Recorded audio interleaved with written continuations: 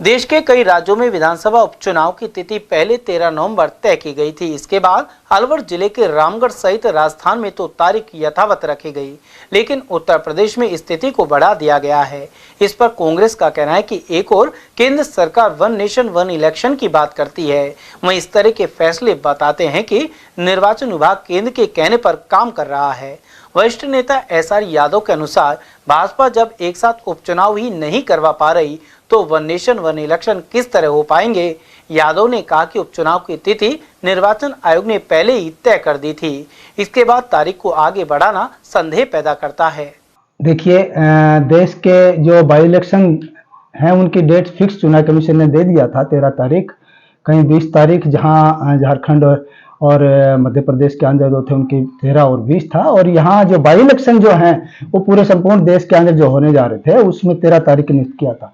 लेकिन देखिए, ये मोदी जी की नीति देखिए, जो कि यूपी के अंदर, उत्तर प्रदेश के अंदर, पंजाब के अंदर, केरल के अंदर जो 14 सीट है जो है उनको ही इन्होंने बदलाव किया है। यूपी की 9 है जो इनको कहीं हारने का फैक्टर दिख रहा है। सबसे जरूरी बात यह है कि चुनाव आयोग क्या इतना समझदार एक नीति है, और उन्होंने बहाना जो बता रहे हैं कि भाई फेस्टिवल है, ये है, वो है, तो क्या चुनाव आयोग को इस चीजों का पता नहीं था? क्या दूसरी जगह चुनाव आयोग को फेस्टिवल त्योहार नहीं दिख रहा है? लेकिन ये मैं समझता हूं ये मोदी जी की जो एक वो थी ना झूठ की पोटली, वो पोटली अभी खुल चुकी है। जनता को पता लग गया है कि इस पोटली में अभी कुछ नहीं रखा है। ये सिक्के नहीं ज्यादा दिन चलेंगे। और मैं एक और बताना चाहता हूं, जो आपने वन नेशन वन इलेक्शन की बात किया है, पूरे देश के अंदर एक ढिंढोरा पीटा जा रहा है। जो 29 के अंदर योजना बनाई हुई है वो समय बहुत दूर है, लेकिन अभी से इन्होंने जो ढिंढोरा पीटना शुरू कर दिया, इसके ऊपर देश सस्पेंस में हो गया, जनता सस्पेंस में हो गई। अब भाई एक देश का एक चुनाव जो कि जिसमें लोकसभा और विधानसभा हर स्टेट का, जिसमें नगर पालिका है, नगर निगम है, आपका परिषद है, नगरीय पंचायत है, ग्रामीण पंचायत है, ये सभी इलेक्शन में ही आती हैं, तो ये नहीं चल सकता। तो समाप्त हो गया है अभी नवंबर में नगर निगम। वो मैं इसीलिए उद्देश्य बता रहा हूं ना, जो 20 के अंदर परिषद के अंदर जो चुनाव हुए थे पंचायतों के, वो अभी 25 में होने थे और 21 में हुए थे उनके, 26 में होने थे। तो इन्होंने पीछे इस बात पे भी आपकी मीडिया ने मेरे से ट्वीट लिया था, तो मैंने तब भी बताया था इन्होंने सारे आगे पीछे करके 25 के अंदर ये करवा रहे हैं। लेकिन वो इश्यूज अलग हो गया। जब आप सोचिए आप जब वन नेशन वन इलेक्शन की बात करते हैं तो इसके अंदर 2 पहलू हैं। पहला पहलू, इनका जो पहलू है वो ये बता रहे हैं कि भाई इसके अंदर देश का खर्चा बचेगा और जो विकास है वो होगा, आर्थिक जो स्थिति है, जो इकोनॉमी है वो बढ़ेगी, आर्थिक बढ़ेगी, अर्थव्यवस्था बढ़ेगी। लेकिन आप देखिए इसका दूसरा पहलू की तरफ भी जानिए, नुकसान सबसे ज्यादा है। नुकसान इसलिए है, आप इलेक्शन वन टाइम करवाते हैं तो कितनी फोर्सेज लगेगी, कितना व्यवस्था बंदोबस्त करने के लिए कितनी फोर्सेज लगेगी, वो कहां से आएगी? दूसरा, आप ये भी सोचिए, जब इलेक्शन आप वन टाइम कर रहे हैं तो मशीन भी आपको खरीदना पड़ेगा ना।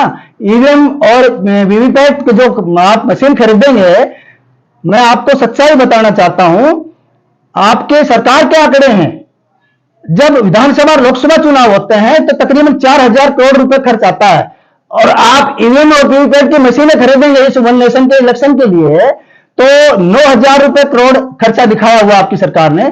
तो कितना अंतर हो गया। और फिर दूसरा इश्यू और भी है नुकसान का। अगर आपका बीच में कोई सरकार 4 साल चलती है, कोई 3 साल चलती है, कोई सडनली वो सरकारें गिरती भी है, तो क्या रिइलेक्शन नहीं होंगे? आपका कोई विधायक एक्सपायर होता है, कोई सांसद एक्सपायर होता है उस ड्यूरेशन में रनिंग गवर्नमेंट में, तो क्या इलेक्शन नहीं होंगे? आपके कोई महापौर है, कोई चेयरमैन, कोई प्रधान चला जाता है, तो क्या चुनाव नहीं होंगे? क्या आपकी प्रेजेंट रूल चालू होगा? क्या राष्ट्रपति शासन लागू होगा क्या हर जगह? ऐसा नहीं चलेगा। देखिए, इलेक्शन पहले हुए हैं, मैं समझता हूं पहले 1952 का election one nation one election का, वन नेशन वन इलेक्शन का हुआ 52 का, 57 का, मुझे याद है 65 का, और 62 का और 67 का। ये 3 इलेक्शन जो है वो वन नेशन वन इलेक्शन का देश का एक वन टाइम हुआ था। लेकिन जब स्टेट की इंक्रीज जो है, स्टेट बने, तो वो फॉर्मूला कैंसिल हो गया।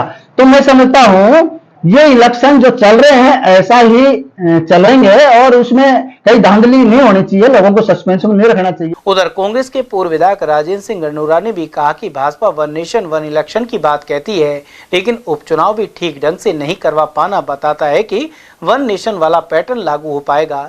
इसके अलावा नगर पालिका और नगर निकाय के चुनाव भी अब तक नहीं हो पाए हैं। ऐसे में सरपंचों का कार्यकाल भी बढ़ाया जा सकता है। असल में सरकार का क्या विचार है, क्या करना चाहती है, इसका कोई पता नहीं। ये कभी तो कहती है कि वन स्टेट वन इलेक्शन, यानी सारे चुनाव एक साथ होंगे, और ये तो कहती है कि एमएलए एमपी के सारे इंडिया में चुनाव एक साथ हों, लेकिन ये संभव नहीं हो पा रहा है इनकी बातों से। जब ये मामूली उपचुनाव को एक से डेट पर नहीं कर सकती, इसमें भी इसको चुनाव ने भी आगे डेट खिसका दी, तो ये कैसे संभव होगा कि ये पूरे स्टेट में एक साथ चुनाव करा सके, सारे चुनाव। तो इसमें इनकी सरकार की स्पष्ट नीति नहीं है कि चुनाव एक साथ कराया जा सके। क्या कारण है इसका, क्या मानते हैं आप? कि कारण यही है, हो सकता है इनके कहीं इनको अपने जीत नहीं दिख रही होगी, ठीक है, इसलिए चुनाव आयोग को दबाव डाल के और ये चुनाव डेट खिसका रहे। राजस्थान में निकाय चुनाव में भी यही स्थिति है। राजस्थान में आप कह रहे हैं कि पंचायत चुनाव भी आगे खिसकाए जा सकते हैं, कार्यकाल बढ़ाया जा सकता है। अभी 6 महीने इनका सरकार बढ़ा भी सकती है, लेकिन क्यों? अरे ड्यू डेट पे जब चुनाव आयोग के अंतर्गत ये दे दी है कि चुनाव आयोग ही चुनाव कराएगा, और 5 साल में चुनाव कराए जाते हैं पंचायत राज के, तो 5 साल इनके जनवरी में पूरे हो रहे हैं, तो इनको चुनाव कराने चाहिए। तो लगता नहीं कि चुनाव पंचायत राज के भी 5 साल में करा पाएंगे। कुल मिलाकर यूपी सहित कुछ जगह उपचुनाव की तारीख बदलने पर कांग्रेस लगातार ऐतराज जता रही है।